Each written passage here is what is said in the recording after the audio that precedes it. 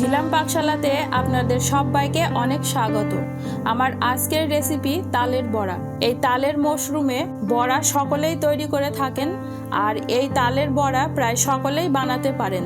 খুবই সহজে আমি কিভাবে তালের বড়া বানাচ্ছি চলুন দেখে নেওয়া যাক আমার আজকের এই পর্বে।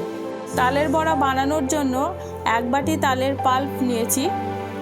তালের পাল্প আগে থেকে বার করে রেখেছিলাম।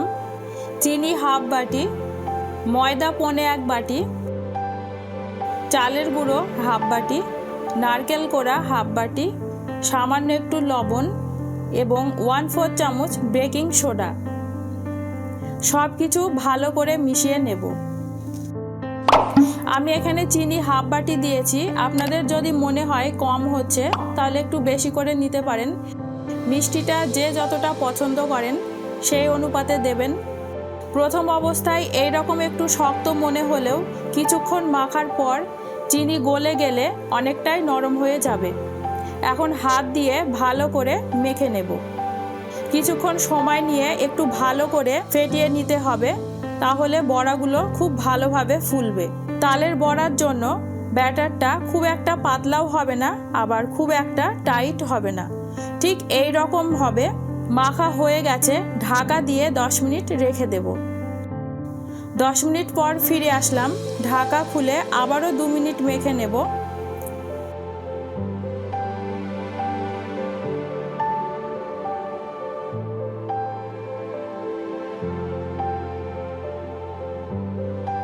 এবার বড়া ভেজে নেব। তার জন্য গ্যাস অন করে একটি প্যান বসিয়ে দিয়েছি। বেশ কিছুটা সাদা তেল দিয়ে দিচ্ছি। তেল গরম হয়ে গেছে।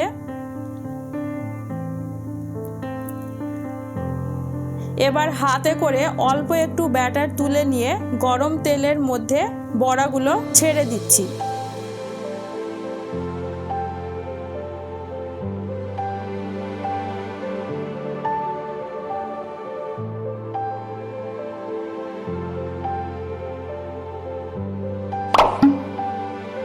হাই ফ্লেমে রাখবেন না, মিডিয়াম ফ্লেমে 3 থেকে 4 মিনিট সময় ধরে বড়াগুলোকে ভেজে নিতে হবে।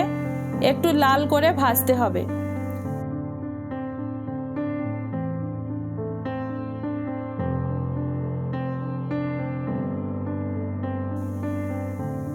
আমার বড়া ভাজা হয়ে গেছে।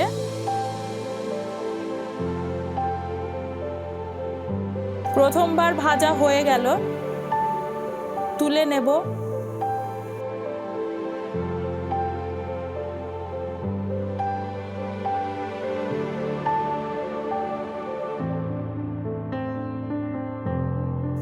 ঠিক এই রকম ভাবে বাকি বড়াগুলোও ভেজে নেব।